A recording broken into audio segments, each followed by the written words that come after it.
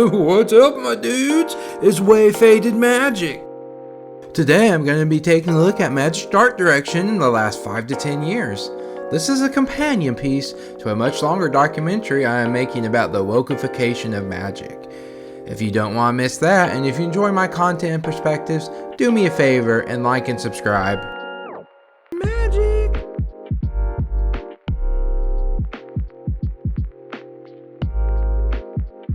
Magic card art is changing. Wizards is not only making an effort to add more women into Magic, they're also making them uglier and dressed more prudish. In 10 years, we went from this to this. Bikinis to Puritan nuns. Looking at the new Ravnica Remastered set really drives home the intentional change in art direction. Of the 24 cards that received new art, 13 were replacing scantily clad women, or in some cases just women showing a little cleavage. Let's take a look at some of the art they changed. Not only does this art have ghost cleavage, it's also by Therese Nilsson. She's a problematic artist, though the new art is oddly reminiscent of Nilsson's style. The next piece is also Therese Nilsson. Might as well get rid of that half-naked dead person while we're replacing this turf's art. Thrill Kill Assassin has some side boob and top boob showing. Well, that has to be covered up. A lot of cleavage showing on this lady. Better replace that with a fully armored man.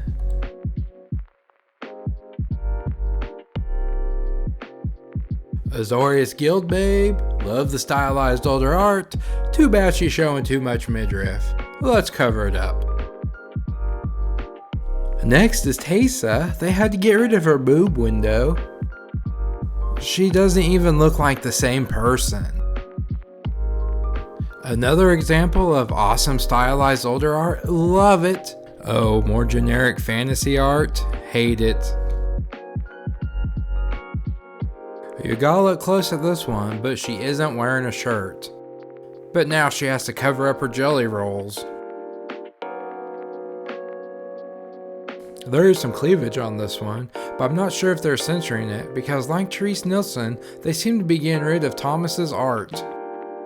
I actually love Void Slime's original art, but worse than her being scantily clad is the fact it shows a woman appearing weak and vulnerable. Cannot have a weak woman in Magic. The sexy shaman Savra showing some skin. Can't have that. I do admit the new art is pretty fantastic. Aw, poor Wild Cantor, doesn't she know? Bikinis aren't allowed on Ravnica anymore.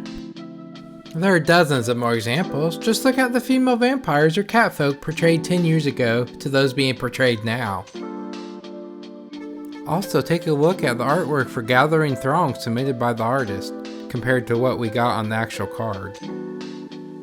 It was also confirmed by Mark Rosewater, the lead designer of Magic's Gathering, a few years back that they were moving away from cheesecake art. He said it made a certain subset of players feel uncomfortable.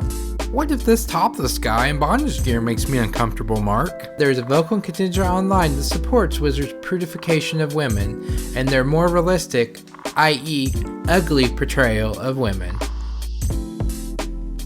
For now, let's look at some of their arguments for why they want to get rid of scantily clad women in MTG. They often bring up boob play or say wearing skimpy armor is unrealistic, which is funny because they don't care about realism in other parts of Magic, often using the fantasy setting argument to defend inserting leftist political agenda into the game. This is the first of many double standards Wizards and its stands have.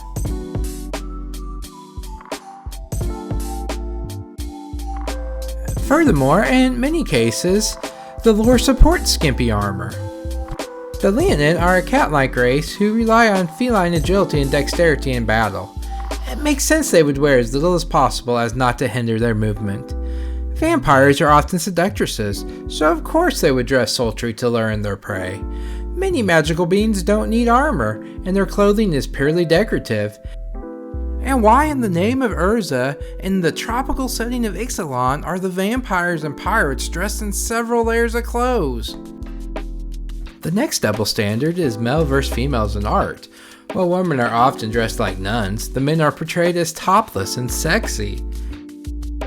What's left of the men anyway. In the recent set, Wilds of Eldraine, there were 14 humanoid female legendary creatures and only 5 men, with the Commander product having 7 women legendaries and 4 men. This goes against Mark Rosewater's claim that they want an even split of male and female characters. And when the men are eye candy for female players, they're portrayed as effeminate or as villains, and the women are portrayed as strong and independent. The third double standard I notice is the same people who complain about women showing skin on Magic cards are also avid supporters of OnlyFans and proclaim sex work is real work. Just search cosplay on the main Magic the Gathering subreddit. The top posts are going to be conventionally attractive women dressed as sexy Magic characters. The vast majority of them filtering people to an OnlyFans or similar site where they sell their lewd content. Seriously, over half of the female cosplayers I looked at on the MTG subreddit had an OnlyFans.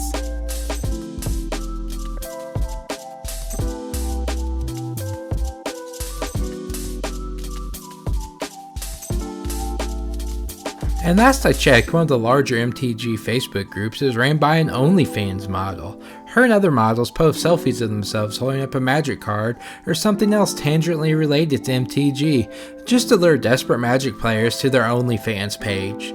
Of course, that is just strong women taking control of their bodies, so that's a good thing, right? So why wouldn't leftist Magic players want these empowered women represented on cards?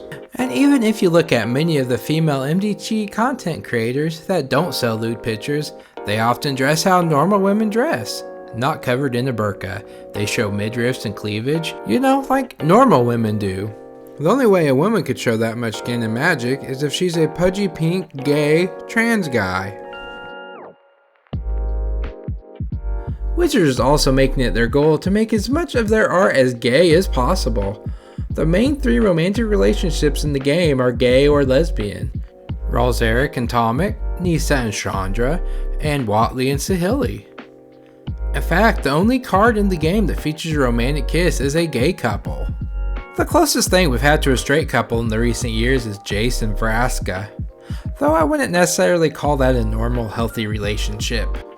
Don't get me wrong, there's nothing wrong with gay people, it's just when there's so much of it presented in the art and lore, it just feels like there's some sort of agenda there. Especially when you look at the 2022 Baldur's Gate set.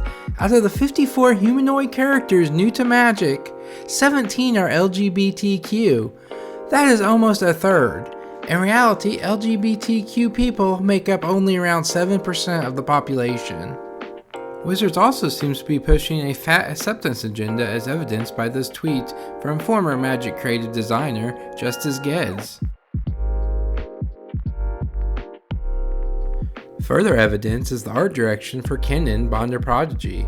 They were adamant that this character must be overweight. Now, I'm overweight myself, and I know that's unhealthy, but I don't think it's something that should be normalized.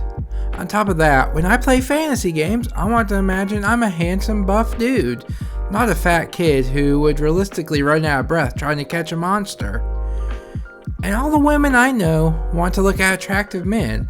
That's why romance novels have Fabio on the cover and not John Goodman, and why they didn't cast Jonah Hill as Edward in Twilight. On top of that, they seem to be making female characters uglier and more masculine. Just take a look at the new art of Glissa compared to the old art of Glissa. The old art still managed to make her Phyrexian zombie form feminine and sexy. In the new art, she's just a muddied hunk of metal. What are your thoughts on Magic's current art direction? Has it gone too woke? Let me know in the comments below. And if you want an in-depth look at how Magic art and lore got to where it is, stay tuned to my channel so you don't miss my upcoming documentary about the wokeification of Magic the Gathering. Thanks for watching, dudes. Stay faded. I know I will.